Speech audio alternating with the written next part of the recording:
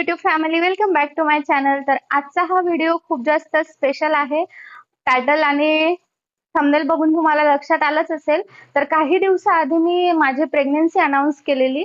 तर त्या व्हिडिओ खाली माझे काही रेग्युलर सबस्क्रायबर्स आहेत, त्यांच्या कमेंट होत्या की मी माझी प्रेग्नन्सी जर्नी तुमच्याबरोबर शेअर करायला हवी. तर आजचा व्हिडिओ हा त्याबद्दलच आहे. मला थर्ड ट्रायमिस्टर सुरू झालेला आहे. तर मी माझ्या या आधीच्या 2 ट्रायमिस्टर म्हणजेच फर्स्ट आणि सेकंड ट्रायमिस्टरची जर्नी तुमच्या बरोबर शेअर करणार आहे. मला काय काय त्रास झाला, मी काय काय फेस केलं, त्यानंतर त्यामध्ये मी काय काय उपाय केले ज्याने मला त्रास कमी झाला, या सर्व गोष्टी आज मी तुमच्या बरोबर शेअर करणार आहे. आजचा हा व्हिडिओ माझ्या आधीच्या व्हिडिओजपेक्षा टोटली डिफरंट आहे. म्हणजे ब्लॉग सुद्धा नाहीये, जस्ट आज गप्पा मारणार आहोत आपण. तर चला व्हिडिओला सुरुवात करूया. सो मी स्टार्टिंग पासूनच सांगते. तर मी कन्सीव्ह केल्यानंतर मला काही त्रास व्हायला लागलेत. असं म्हणतात काही जणांना होतो, काही जणांना होत नाही. पण मला सुरुवातीलाच त्रास झाला. म्हणजे मला प्रेग्नन्सी आहे हे माहिती व्हायच्या आधीच मला खूप जास्त बॅक पेन व्हायचा, कंबर खूप दुखायची माझी, त्यानंतर पाय दुखायचे. एक वेगळाच असा अस्वस्थपणा होता, खूप जास्त सुस्ती होती आणि झोप खूप यायची आणि खूप जास्त थकल्यासारखं वाटायचं. तर त्याकडे मी दुर्लक्ष केलं. जे आपले नॉर्मल टॅबलेट्स असतात, पॅसिमॉल, पॅरासिटामॉल वगैरे ते घेऊन बघितलं मी. पण मला तरीही आराम पडत नव्हता आणि एक वेगळाच असा हेवीनेस वाटायचा. सो मी डॉक्टरकडे गेले. डॉक्टरनी मला सांगितलं की हे अर्ली प्रेग्नन्सीचे सिम्प्टम्स आहेत. असू शकतं प्रेग्नन्सी, सो तू यूपीटी करून बघ.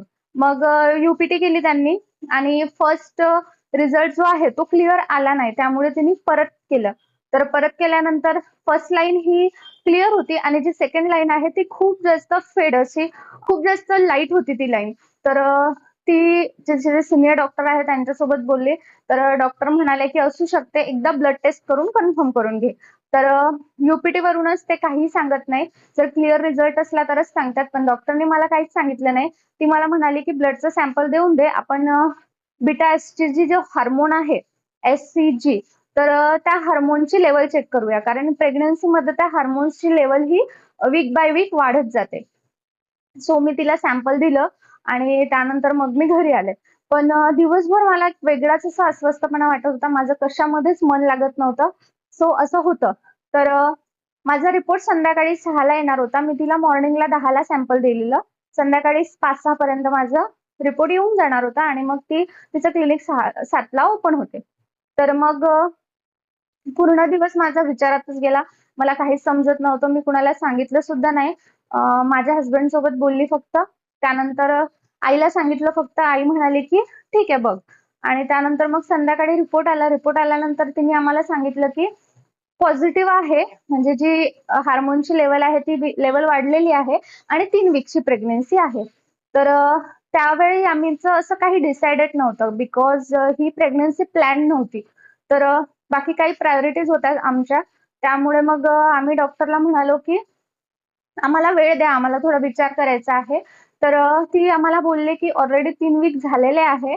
तुम्हाला जे काही विचार करायचा असेल तो लवकर करा. कारण हार्टबीट सोनोग्राफीमध्ये लेट दिसते, म्हणजे 1-1.5 महिन्याने दिसते. पण जीव हा आलेला असतो बाळामध्ये.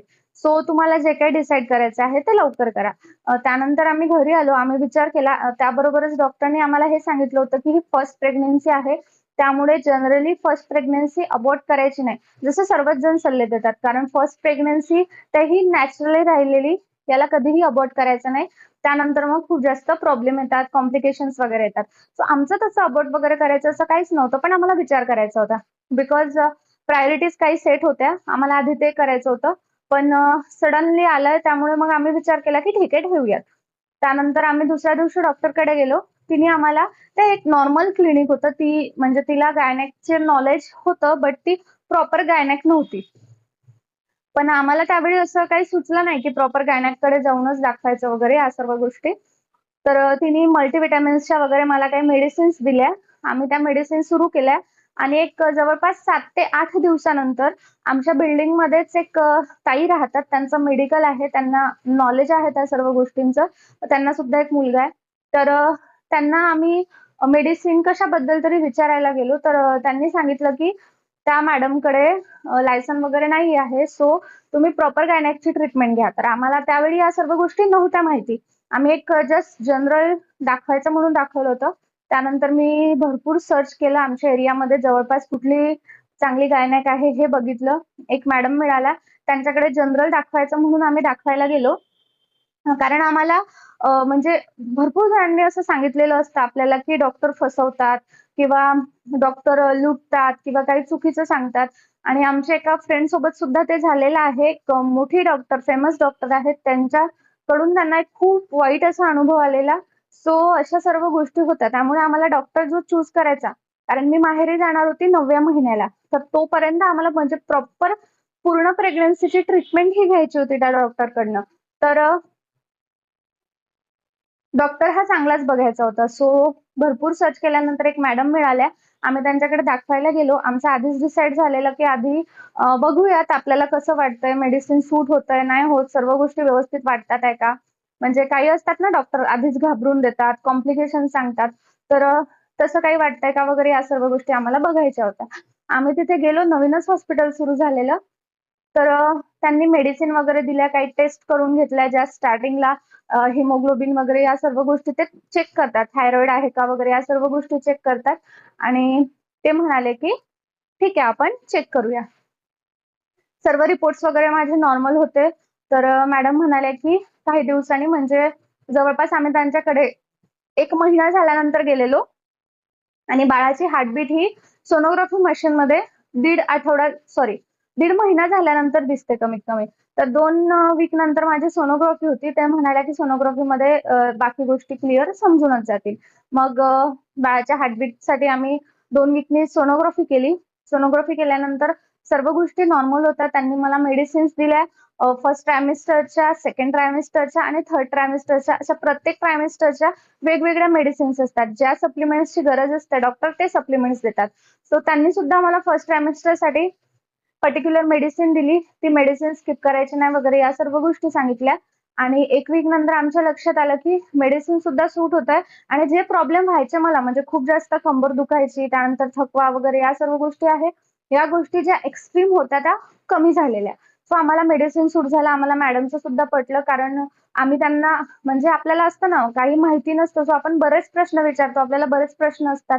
तर त्या मॅडमनी आमचे सर्व प्रश्न व्यवस्थित ऐकून घेतले. आम्हाला व्यवस्थित उत्तर दिलं आणि शांततेत सर्व म्हणजे आमचं पूर्ण समाधान होईपर्यंत त्या आम्हाला सांगायच्या.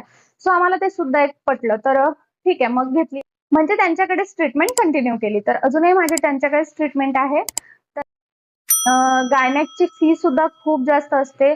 आम्ही खूप ठिकाणी बघितलं 700, 1500 वगैरे अशी फीज होती. पण त्यांच्याकडे फीज सुद्धा कमी होती आणि त्यांचं नॉलेज सुद्धा त्यांचं नॉलेज, एक्सपिरियन्स सर्व गोष्टी आम्हाला खूप छान वाटल्या आणि समजून सांगण्याची पद्धत मेन खूप आवडली. तर आम्ही ते केलं. पण जसं माझं सोनोग्राफी वगैरे झाली, फर्स्ट सोनोग्राफी झाली माझी 1.5 महिन्यांनी. पण मला व्हॉमिटिंगचा त्रास हा खूप जास्त होता म्हणजे एक्स्ट्रीम. मी पाणी जरी पिले किंवा कुठलं काजू बदाम वगैरे जरी खाल्लं, तरी ते ॲज इट इज बाहेर पडायचं. म्हणजे मला काहीच पचायचं नाही. आणि हे माझ्यासोबत 4-4.5 महिन्यापर्यंत झालं. कारण आपल्याला माहिती नसतं. त्यामुळे आपल्याला जे सांगण्यात येतं, आपण त्या गोष्टीवरच विश्वास ठेवतो आणि तसंच करतो. माझ्याही बाबतीत तेच झालं.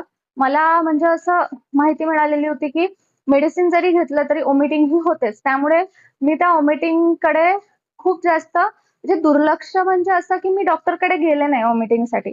ती एक खूप जास्त चूक. त्यामुळे मला 4.5 महिन्यापर्यंत त्या गोष्टीचा खूप त्रास झाला. कारण मला माहिती नव्हती, की मेडिसिन मिळतं आता. ज्याने व्हॉमिटिंग कमी होते.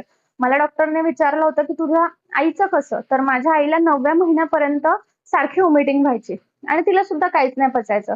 तर हे ऐकून होते, की आईवर जातं म्हणजे आईला जसा त्रास असेल, तसा त्रास मुलीला होतो. सो मी सुद्धा त्या गोष्टी डोक्यात नाही आणल्या, की डॉक्टरला सांगायला पाहिजे किंवा म्हणजे खूप जास्त व्हॉमिटिंग होत आहे, हे डॉक्टरसोबत बोलायला पाहिजे. या गोष्टी माझ्या डोक्यामध्ये नव्हत्याच. मी नॉर्मली डॉक्टरला विचारलं होतं. मी डॉक्टरला नाही सांगितलं, की खूप जास्त व्हॉमिटिंग होतात वगैरे. कारण अशा गोष्टी ऐकून होते, की मग डॉक्टर फसवतात किंवा ते जास्त मेडिसिन देतात. मेडिसिन घेणं चांगलं नसते.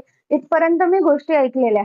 पण त्या गोष्टी कितपत खऱ्या, कितपत खोट्या हे आपल्याला माहिती नाही राहत आणि आपण डेअरिंग करून बोलत सुद्धा नाही. तर तिथे माझी चूक झाली. मी नाही बोलले. पण त्यानंतर माझे मामे बहीण, माझे मावस बहीण यांच्याकडून मला कळलं, की आता मेडिसिन येतात ज्यामुळे व्हॉमिटिंग ही थांबते. कितीही व्हॉमिटिंग असली तरीही सुद्धा. तर त्यानंतर मग मी डॉक्टरकडे गेले कारण मला प्रचंड त्रास व्हायचा. एवढा त्रास व्हायचा, की मी काम सुद्धा नव्हते करू शकत.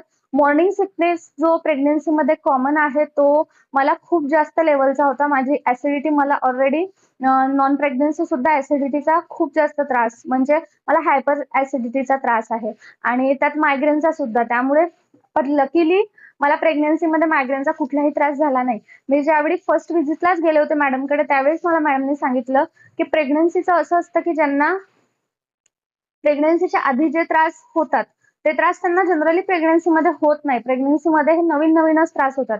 माझ्या बाबतीत तेच झालं. मला आतापर्यंत म्हणजे माझं 7th मंथ लागून 1 वीक झालेला आहे. तरी सुद्धा मला स्टिल मायग्रेनचा त्रास एकदाही झालेला नाही आहे. आणि जे त्रास मला पूर्वी व्हायचे, ते त्रास मला आता होत नाही. मॅडमनी जसं सांगितलं ते तसंच झालं. पण मला हायपर ॲसिडिटीचा त्रास आहे. त्यात प्रेग्नन्सी इंड्यूस मला ॲसिडिटी खूप जास्त व्हायची. त्यामुळे मी काहीही खाल्लं तरी मला ते पचायचं नाही. लकीली मेडिसिन माझ्या कधीच बाहेर पडल्या नाही. सो ते एक बेटर होतं. मग त्यांनी मला मेडिसिन दिल्या. त्या मेडिसिन मी व्यवस्थित घ्यायची. पण व्हॉमिटिंगचा त्रास हा काहीही केले थांबत नव्हता. मला मॉर्निंग सिकनेस हा खूप जास्त लेव्हलचा होता. एवढा की कधी-कधी मी बेडवरून उठू सुद्धा शकत नव्हती आणि कितीतरी वेळा माझ्या हसबंडला विदाऊट टिफिन, विदाऊट नाश्ताच जावं लागलं. कारण मी काहीच करण्याच्या मनस्थितीमध्ये नव्हती. मला खूप जास्त त्रास व्हायचा. हा त्रास मी 3 महिन्यापर्यंत सहन केला. कारण असं म्हणतात की म्हणजे व्हॉमिटिंग 3ऱ्या महिन्यापर्यंत होते, त्यानंतर होत नाही. पण 4था महिना सुद्धा संपायला आला, मग तरी माझी व्हॉमिटिंग काही केल्या थांबत नव्हती. त्यात वेगवेगळ्या गोष्टी आपल्याला प्रत्येकजण वेगवेगळे सल्ले देतात, आपण त्यानुसार करतो. मला सुद्धा असं सांगण्यात आलं होतं, की गरम खायचं नाही हे तर सर्वांनाच माहिती असते. पण असं होतं, की पाणीपुरी वगैरे या सर्व गोष्टी पूर्णपणे बंद करून द्यायच्या. तर मी लिटरली 4.5व्या महिन्यापर्यंत म्हणजे माझे 4.5 महिने कंप्लीट होईपर्यंत मी पाणीपुरी अजिबात खाल्लेली नाहीये. कुठल्याच गोष्टी खाल्ल्या नाही मी. इव्हन मी काजू, बदाम सुद्धा नाही खायचे. ते सर्व सुद्धा मी नंतर खायचे. काजू खायचे मी, बदाम खायचे नाही. कारण असं ऐकण्यात होतं, की बदाम सुद्धा गरम असतं. ड्रायफ्रुट्स गरम असतात. त्यामुळे मी ते सुद्धा अजिबात खाल्ले नाही. पपई, अननसचं तर माहितीच आहे. ते तर नॉर्मली सुद्धा खायला नाही म्हटलं जातं. गरम ज्यांना खायचं नसतं त्यांना. सो ते तर बरं खायचंच नव्हतं. मला ते माहिती होतं. पण बाकी गोष्टी सुद्धा. तर मग ज्यावेळी मला समजलं, की मेडिसिन येतात व्हॉमिटिंगच्या, त्यावेळी मी डॉक्टरकडे गेले. डॉक्टरनी मला सांगितलं, की एक सलाईन लावून घेऊ आपण कारण तुझी ॲसिडिटी खूप जास्त झालेली आहे. तर त्यावेळी मी माझ्या हसबंडला एकच बोलले, की आता कोणाचंच ऐकायचं नाहीये. कुणी काहीही म्हणो. कारण प्रत्येकजण स्वतःच्या एक्सपिरियन्सवरून सांगतात. मॅक्स टू मॅक्स प्रत्येकाने 3-4 प्रेग्नन्सी बघितलेल्या असतात. त्याच्यापेक्षा जास्त नाही. एक तर बहिणीच्या किंवा नंदेची किंवा त्यांच्या फॅमिलीमध्ये जे काही असतील ते. पण डॉक्टरचा एक्सपिरियन्स हा नॉर्मल माणसांच्या एक्सपिरियन्सपेक्षा खूप जास्त असतो. त्यांनी प्रत्येक प्रकारची प्रेग्नन्सी बघितलेली असते. 3ऱ्या महिन्याचा एक इन्सिडेंट मला आठवतो. 3रा महिन्याच्या स्टार्टिंगला की एंडिंगला एक एन-टी स्कॅन करायचा असतो. म्हणजे जी 3ऱ्या महिन्याची सोनोग्राफी असते ती. त्याचबरोबर एक ब्लड टेस्ट सुद्धा असतं डबल मार्कर म्हणून. ते आम्हाला कोणीतरी सांगितलं, की ते करायचं नसते. डॉक्टर लुटायसाठीच सांगतात वगैरे या सर्व गोष्टी. पण तसं अजिबात नाहीये. डॉक्टरला ज्या गोष्टी मॅन्डेटरी वाटतात, डॉक्टर त्याच गोष्टी सांगतात. त्यामुळे एकतर ठीक आहे, जगात फसवणूक होतीये, डॉक्टर फसवतात आणि या गोष्टी एका लिमिटपर्यंत ठीक आहे. त्या गोष्टी खरोखर होतात. पण आपण चूज करतानाच असा डॉक्टर चूज करायला पाहिजे, जो खरोखर जेन्युइन आहे आणि आपण त्यांच्यावर विश्वास ठेवायला पाहिजे. माझ्या 3ऱ्या महिन्याच्या सोनोग्राफीच्या वेळी सुद्धा तेच झालं. आम्ही फ्रँकली त्या डॉक्टरला बोललो, की आम्हाला असं सांगण्यात येतंय, की हे करायचं नसते, मेडिसिन घ्यायचं नसते. या सर्व गोष्टी आम्ही बोललो डॉक्टरसोबत. तर डॉक्टर आम्हाला एकच बोलले, की तुम्हाला जर कुठले डॉक्टर सांगत असेल, तर ते मला सांगा आणि त्यांचं ऐका. पण जर तुम्हाला कुठलेही लोकल कुठलाही व्यक्ती सांगतोय तुम्हाला, की हे नको करू, ते नको करू, डॉक्टर लुटायसाठी करतो, तर त्यांचं ऐकू नका. आणि खरोखर तेच झालं. मला हे सांगण्यात आलेलं होतं, की काही जरी केली तरी व्हॉमिटिंग होतेच. मला हे सांगण्यात आलं होतं, की ज्या या पाणीपुरी वगैरे अशा गोष्टी असतात, त्या गोष्टी पूर्णपणे बंद करायच्या असतात ओव्हरऑल प्रेग्नन्सी. सो मी त्याच गोष्टी केल्या आणि त्याने काही नाही आपले जे क्रेव्हिंग्ज असतात, ते क्रेव्हिंग्ज थांबत नाही काही केल्या. मग आपलंच मन मारलं जातं आणि ज्या गोष्टी खाऊ वाटतात, त्या गोष्टी खरोखर ओव्हरऑल प्रेग्नन्सी खायला पाहिजे. फक्त त्या अति करायला नको. तर त्यावेळी माझं खूप जास्त कन्फ्युजन व्हायचं. माझं खूप जास्त त्यावेळी इरिटेट व्हायचं. कारण एक असं ट्रीट केलं जातं, की कुठला डिसीज आहे तो, त्यामुळे हे नाही करायचं, ते नाही करायचं, असं नाही बसायचं, तसं नाही बसायचं, याच्यासोबत नाही बोलायचं, त्याच्यासोबत नाही बोलायचं, या सर्व गोष्टी प्रचंड झाल्या माझ्यासोबत सुद्धा. पण ज्यावेळी मी ऍडमिट झाले, म्हणजे मला मॅडमनी 2-3 सलाईनसाठी ऍडमिट करून घेतलेलं माझं ते ऍसिडिटी वगैरे पूर्ण कंट्रोल करायला. तर त्यावेळी मी डॉक्टर सोबत बोलले. तिथून मला लक्षात आलं की खायच्या नाही अशा गोष्टी फक्त पपई, अननस या गरम गोष्टी ज्या आहेत त्याच असतात. प्लस ज्यांच्या एनटी स्कॅनमध्ये आणि डबल मार्करची टेस्ट असते, त्यामध्ये ज्यांच्या प्रेग्नन्सीमध्ये रिस्क आहे, त्यांनाच डॉक्टर सांगतात की काही-काही म्हणजे बेड रेस्ट देतात. त्यानंतर काही-काही गोष्टी खायच्या नाही म्हणून सांगतात. काही-काही गोष्टी करायच्या नाही म्हणून सांगतात. तर ज्यांच्या प्रेग्नन्सीमध्ये रिस्क आहे, त्यांनीच फक्त त्या गोष्टी करायच्या नसतात. ज्यांची नॉर्मल सॉरी. तर ज्यांची नॉर्मल प्रेग्नन्सी आहे, त्यांनी सर्व गोष्टी खायला पाहिजे. सगळ्या गोष्टी व्यवस्थितपणे आपलं काम करायला पाहिजे. कारण कुठलाच डॉक्टर असं सांगत नाही. आमच्या समोर सुद्धा काही पेशंट होते. तर कुठलाच डॉक्टर असं सांगत नाही, की हे नका करू, ते नका करू, हे नाही करू शकत, ते नाही करू शकत. ज्यांच्या प्रेग्नन्सीमध्ये रिस्क आहे, ज्यांचा प्लॅसेंटा लोअर लाईन आहे, त्यांनाच फक्त रिस्क असते आणि त्यांनाच डॉक्टर बेड रेस्ट सांगतात आणि काही-काही गोष्टी कंप्लीटली बंद करायला सांगतात. सो मला माझ्या डॉक्टरनी कधीच घाबरून दिलं नाही. मला कुठल्याच गोष्टी बंद करायला सांगितल्या नाही. त्यामुळे माझ्याकरिता ते बेटर होतंय. मी कुणाचंच ऐकलं नाही. मी 4.5 महिन्यापर्यंत तो त्रास खूप जास्त सहन केला. मी शारीरिक त्रासापेक्षा मानसिक त्रासाने जास्तच त्रासलेली होती. कारण असं खूप वेगळं असं ट्रीट केलं जातं प्रेग्नन्सी म्हटलं म्हणजे. पण मी ज्यावेळी माझ्या डॉक्टरसोबत बोलले, त्यावेळी माझे बरेचसे कन्सेप्ट ज्या होत्या डोक्यामधल्या त्या क्लिअर झाल्या. सो त्यानंतर मी लिमिटपर्यंतच बोलायचे कोणासोबत. मी जास्त माझा त्रास कोणाला सांगायचे नाही. जोही काही त्रास होतोय. कधी-कधी असं व्हायचं, की जास्तच जर त्रास झाला, तर तो फक्त माझ्या हसबंडला. त्यांच्याशिवाय मी माझा त्रास कुणालाच सांगितला नाही. माझ्या हसबंडला सांगायचे. त्यांच्यासाठी सुद्धा हे सर्व खूप नवीन होतं. कारण माणसांना तर ऑलरेडी माहिती नसतात कुठल्या गोष्टी. पण ज्यावेळी मला ॲडमिट करण्यात आलं पहिल्यांदा, म्हणजे मला ओव्हरऑल 2 वेळा ॲडमिट करण्यात आलं. पहिल्यांदा ज्यावेळी मला ॲडमिट केलं, त्यानंतर डॉक्टरसोबत बोलल्यानंतर तेही ऑब्व्हियसली प्रत्येक व्हिजिटला माझ्यासोबत असायचेच. पण त्यावेळी जसं मी आधी सांगितलं, आम्ही मनातलं सर्व डॉक्टरसोबत बोललो. तर ते बोलल्यानंतर त्यांना सुद्धा लक्षात आलं, की प्रत्येक जण आपापल्या एक्सपिरियन्सनुसार सांगतो आणि प्रत्येक प्रेग्नन्सी ही डिफरंट असते. प्रत्येकाचा त्रास हा डिफरंट असतो. प्रत्येकाची जी क्षमता असते, ती सुद्धा खूप डिफरंट असते. सो त्यानंतर त्यांनी माझा प्रत्येक त्रास समजून घेतला. म्हणजे असं कधी नाही काही नाही केलं, की दुसऱ्या कोणाला हा त्रास झाला, तर दुसरं कोणी हे करतात आहे, तर तू सुद्धा ते कर. असं अजिबात केलं नाही. खरोखर म्हणजे असं म्हटलं जातं, असं बरेच लोकांचं म्हणणं असतं, की अ, 9 महिने आई ही बाळाला पोटात ठेवते आणि सर्व गोष्टींचा त्रास सहन करते. वडिलांना फक्त पैसे आणून द्यायचा असतो, एक्सपेन्सेस वगैरे मॅनेज करायचा असतो. पण तसं नाहीये. आता वी आर प्रेग्नंटचा जमाना आहे आणि खरोखर तसं आहे. ते सुद्धा तेवढ्या गोष्टी सहन करतात.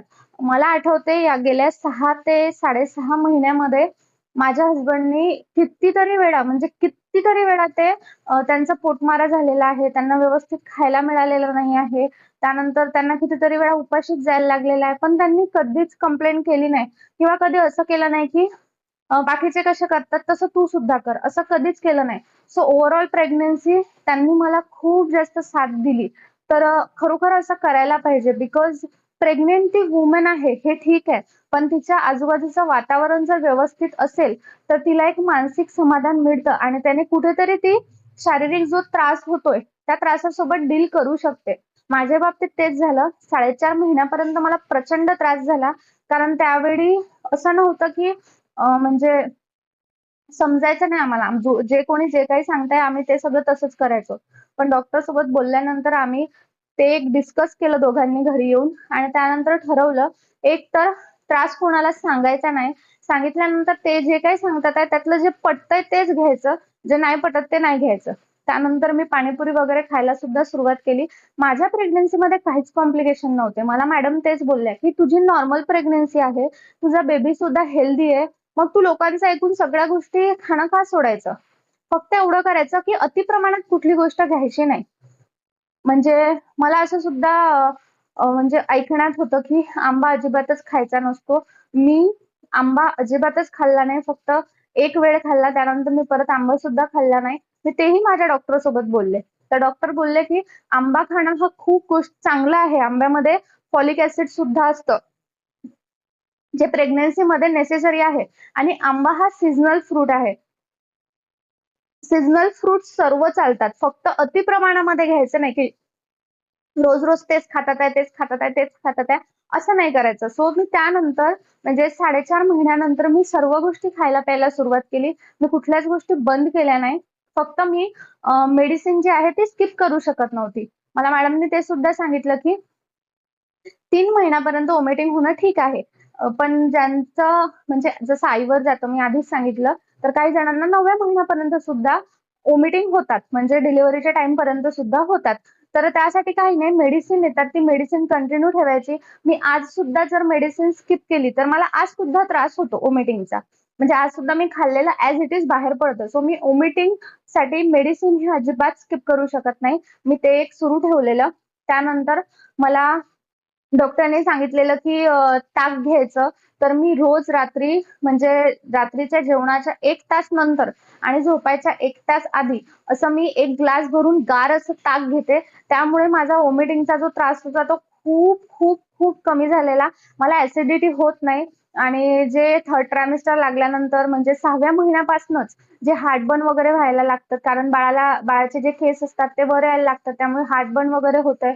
छातीमध्ये जळजळ होते. कोणी-कोणी तर एवढा त्रास होतो, की रात्रभर झोपू सुद्धा शकत नाही. त्यांना सारखं बसूनच राहावं लागतं. तर हे त्रास मला अजिबात झालेले नाही. मी रात्रभर निवांत झोपते. ह्या सर्व गोष्टी झालेल्या आहे मला ताकामुळे. तर मला ताकाने खूप जास्त फरक पडलेला आहे आणि प्रेग्नन्सीच्या स्टार्टिंगलाच मला म्हणजे जवळपास 3ऱ्या महिन्याच्या 1 वीक नंतर म्हणजे 4था महिना लागल्यानंतर मला स्वेलिंग यायचं. जे स्वेलिंग एवढ्या लवकर येत नाही. पण मला बीपीचा थोडा प्रॉब्लेम असल्यामुळे मला स्वेलिंग यायचं. तर मला तेव्हापासूनच प्रोटीन पावडर सुरू केलेली मॅडमनी. तर मला आत्ता सुद्धा स्वेलिंग अजिबात नाही आहे. मी प्रोटीन पावडर रेग्युलरली घेते. मला ज्या-ज्या गोष्टी डॉक्टरांनी सांगितल्या ते मी व्यवस्थितपणे फॉलो करते. त्यामुळे माझा जो त्रास आहे, तो त्रास खूप जास्त कमी झालेला आहे. 3rd ट्रायमेस्टर मला लागलेला आहे. पण 2nd ट्रायमेस्टर माझा खूप जास्त रिलॅक्स होता. मला कसलाच त्रास झाला नाही. मला 2 वेळा ॲडमिट करण्यात आलं. फक्त एक मार्च महिन्यामध्ये सुद्धा मला ॲडमिट करण्यात आलं.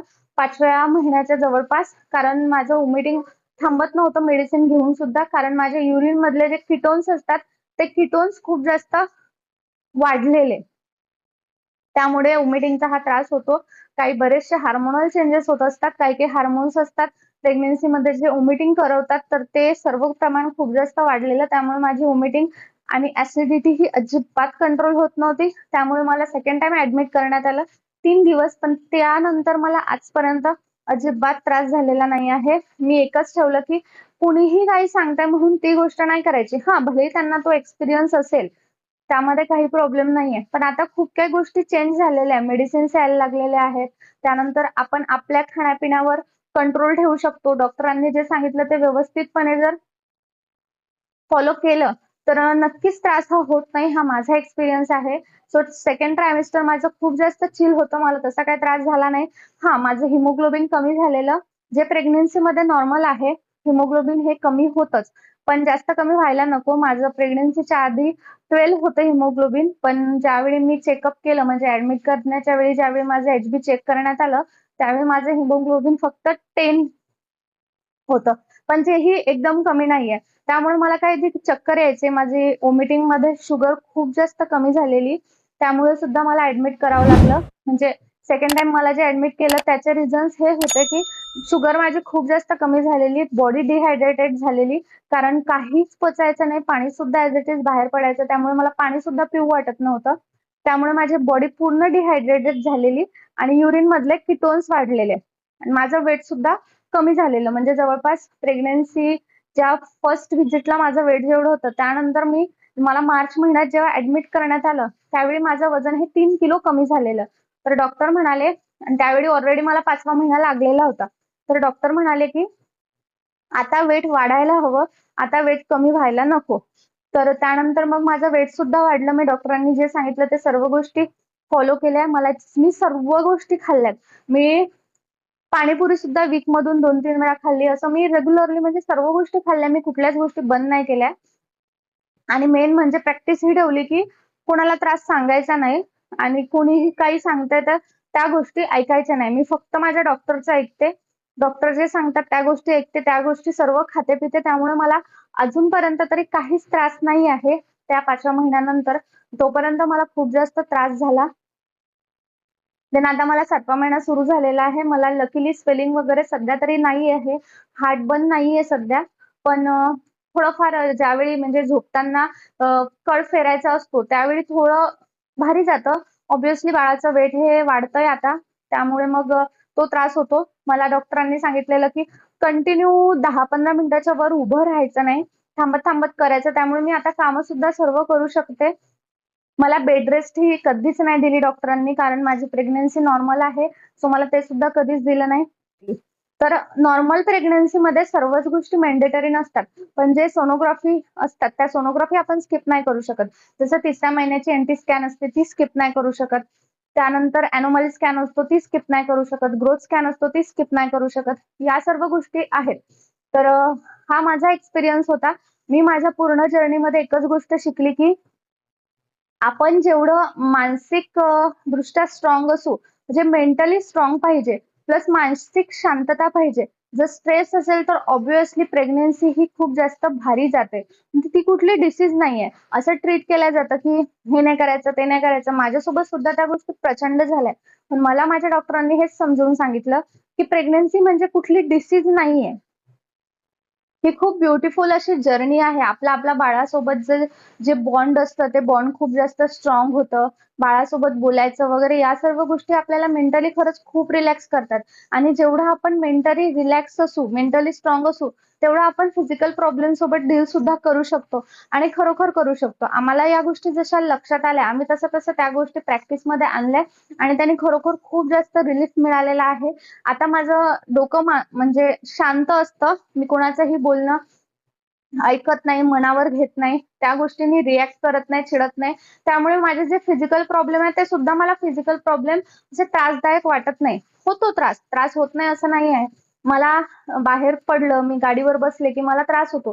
प्रत्येक प्रेग्नन्सी ही डिफरंट असते. प्रत्येकाचे जे त्रास आहे, ते त्रास सुद्धा खूप डिफरंट असतात. प्रत्येकाला काही ना काहीतरी विचित्र असे त्रास प्रेग्नन्सीमध्ये होतात. ते मला सुद्धा झाले. मी गाडीवर बसते, की तर मला चक्कर येते आणि मी चालत राहिली, की मला चक्कर येत नाही. सो या अशा काही वेगवेगळ्या गोष्टी आहेत, ज्या प्रत्येकासोबत वेगवेगळं नक्कीच काही ना काहीतरी होत असणार. सो प्रॅक्टिस हीच ठेवायची, की जेवढं होईल तेवढं मेंटली रिलॅक्स राहायचं, फॅमिलीमध्ये राहायचं, बोलत राहायचं म्हणजे शेअर करत राहायचं, हॅपी राहायचं. त्याने आपला जो त्रास आहे तो त्रास तर नक्कीच कमी होत नाही, पण तो आपल्याला तेवढ्या लेव्हलपर्यंत जाणवत नाही. तर खूप ब्युटिफुल अशी जर्नी आहे प्रेग्नन्सी म्हणजे. आपल्या बाळासोबतचा जो बॉन्ड असतो तो खरंच खूप स्ट्रॉंग होतो आणि रोज बाळासोबत बोलायला पाहिजे. आम्ही दोघं सुद्धा रोज सकाळ-संध्याकाळ बाळासोबत बोलतो. मी दुपारी सुद्धा बोलते. ते सकाळ-संध्याकाळ बोलतात. आणि त्यावर ते आम्हाला जेव्हा रिस्पॉन्ड करतं, तेव्हा आम्हाला प्रचंड भारी वाटतं. तर या काही गोष्टी असतात ज्या आपल्याला एन्जॉय करायच्या असतात. होईल तेवढं मोकळं राहायचं आणि माझी प्रेग्नन्सी जर्नी अशी स्मूथ झालेली आहे. आता 3rd ट्रायमेस्टर हा थोडा डिफिकल्ट असतो, पण त्यासाठी सुद्धा मी मेंटली प्रिपेअर आहे. मी काय-काय गोष्टी केल्या, मी कशी-कशी मेंटली स्ट्रॉंग झाली ह्याचे सुद्धा पुढेही कंटिन्यू व्हिडिओ येत राहील. तर अशी होती माझी प्रेग्नन्सी जर्नी. तुम्हाला हा व्हिडिओ कसा वाटला मला कमेंट सेक्शनमध्ये नक्की सांगा. भेटूया माझ्या नेक्स्ट व्हिडिओमध्ये. तोपर्यंत bye bye, take care and thanks for watching my video.